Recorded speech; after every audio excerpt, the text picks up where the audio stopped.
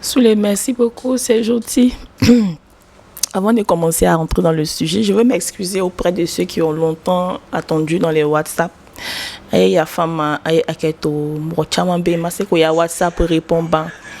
Donc là, vraiment, on a commencé là qu'au Cabé répond il y a 3 jours. On a commencé à répondre à tout le monde.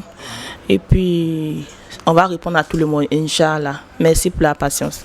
Le cancer du col de l'utérus est un cancer silencieux.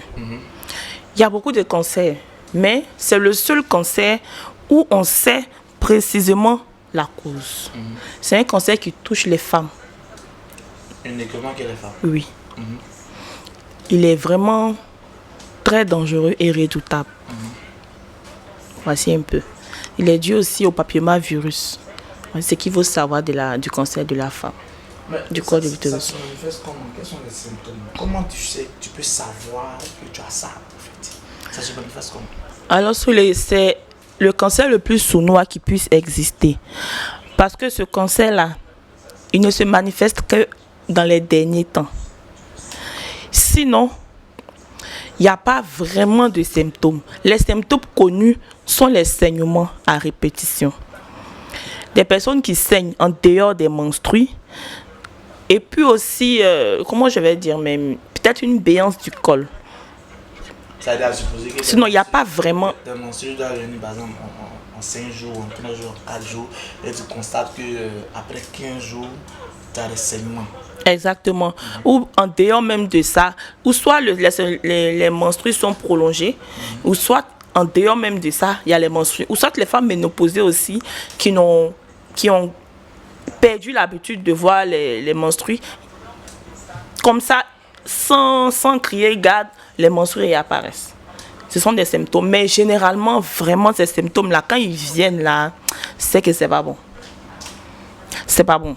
C'est très dangereux. C'est pour ça qu'il faut le prévenir. En fait, c'est une maladie qu'il faut prendre de court, qu'il faut prendre par surprise. Sinon, en réalité, lui-même, quand lui-même il te montre qu'il est là, c'est qu'il a détruit vraiment beaucoup de choses en toi. Mais parlons du cancer du col de l'utérus. C'est transmissible, c'est contagieux. Comment est-ce qu'on traite la maladie? C'est pas contagieux, mais comme je le disais tantôt, c'est le seul cancer avec lequel on sait comment ça vient. Ça vient par les rapports sexuels. Le virus, c'est le papillomavirus. Il faut préciser, parce que nos parents, là, ils ne comprennent pas trop vite les choses. Il faut préciser que ça ne veut pas dire que c'est parce que la femme s'est trop promenée que ça vient. Ça veut dire c'est une non, ça n'a rien à voir. Parce que depuis qu'ils ont identifié le VIH comme ça, les gens ont peur de faire le test de VIH. Ça n'a rien à voir avec ça. Ça, là, c'est un virus qui passe chez la femme, chez toutes les femmes, au moins une fois dans sa vie. C'est un virus comme ça. Du genre, il est dormant. Il est dans ton organisme, il est passé dans ton organisme, mais il est dormant. Maintenant, c'est transmis effectivement par les rapports sexuels. Ensuite, il faut comprendre que quand tu commences à avoir des démangeaisons à répétition, c'est pour ça que je vous ai dit que mon cabinet combat essentiellement les infections.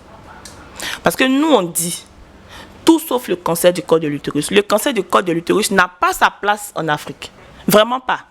Et nulle part ailleurs, nulle part dans le monde. Il faut qu'on le combatte. Chez nous, le cabinet MGL a dit est spécialisé dans le traitement des infections parce que la base des problèmes de la femme, ce sont les infections.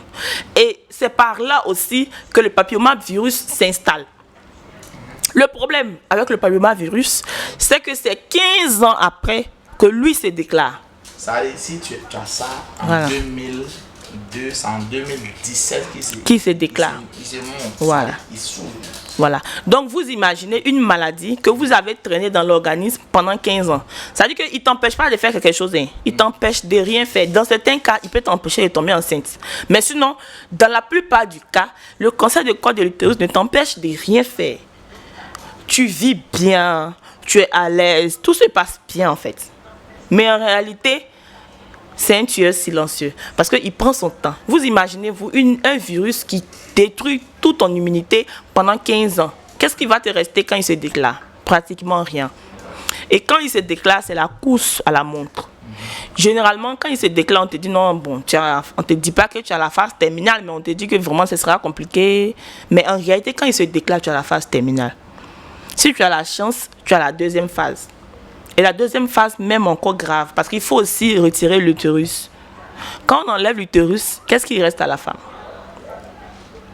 Une jeune dame de 30 ans, 29 ans, à qui on doit retirer l'utérus, ça veut dire que elle déjà ne pourra plus enfanter, parce que généralement, c'est ce que les gens attribuent l'utérus à l'enfantement. Mais l'utérus, c'est un appareil tout entier qui a beaucoup de fonctions dans le corps. Vous comprenez? Ce que j'aimerais que les gens retiennent, c'est que le cancer du col de l'utérus est très fréquent en Afrique aujourd'hui. Très fréquent chez les femmes, enfin dans le monde, mais moi je précise plus en Afrique parce que je suis ici et ce sont ces thèmes que nous étudions. Comme je vous dis, je ne travaille pas avec de fausses informations. Ce que je ne connais pas, je ne dis pas. Chez nous ici, c'est vraiment, ça commence à devenir très fréquent. Des femmes de 35 à 45 ans. Pourquoi c'est cette tranche d'âge qui est beaucoup touchée? Parce que c'est pas maintenant que ces personnes ont été touchées par la maladie, c'est 15 ans plus tôt ou 10 ans plus tôt que ces personnes ont été touchées par ce virus. Et donc c'est aujourd'hui que ça commence à se manifester. Du coup, comment prévenir pour que 15 ans plus tard, c'est-à-dire 15 ans plus 2022, on n'ait pas beaucoup plus de cas? C'est ce combat-là que nous devons mener.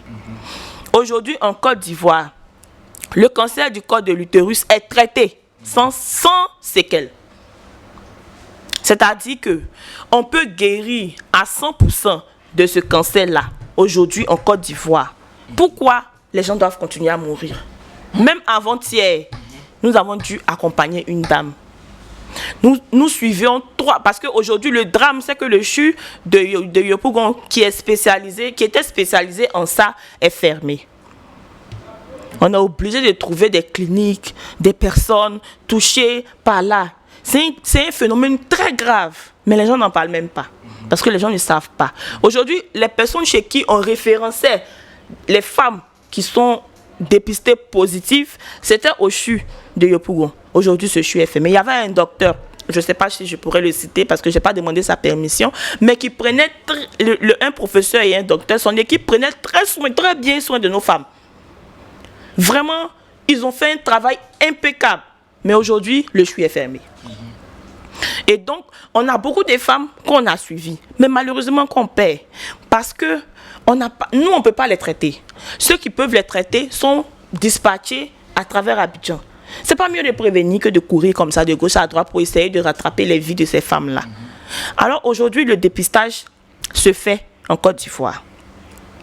Il ne se fait pas forcément dans le cabinet, dans mon cabinet. Il se fait dans tous les centres agréés. Donc, vous pouvez vous renseigner dans votre zone, dans votre localité, si c'est possible de faire chez vous. En principe, c'est 2000 francs et c'est 1000 francs la consultation parce qu'il faut des gants, il faut le spéculum jetable, il faut beaucoup de choses. Donc, ça va vous revenir autour de 3000 francs maximum. Ce que je vous conseillerais, c'est de vous faire dépister et de faire vos enfants qui ont déjà commencé à avoir, de faire dépister vos enfants qui ont déjà commencé à avoir des rapports sexuels. Le dépistage doit se faire chaque année, chaque 2 ans ou chaque 3 ans, c'est selon. Certains vont vous dire chaque année, d'autres vous diront chaque 2 ans, d'autres vous diront chaque 3 ans. C'est selon le facteur à risque. Par exemple, si c'est une jeune femme qui s'est mariée, je prends un exemple, voilà. Si c'est une jeune femme qui s'est mariée très tôt, qui a connu un seul homme, on pourra lui dire par exemple de venir faire le dépistage chaque 3 ans.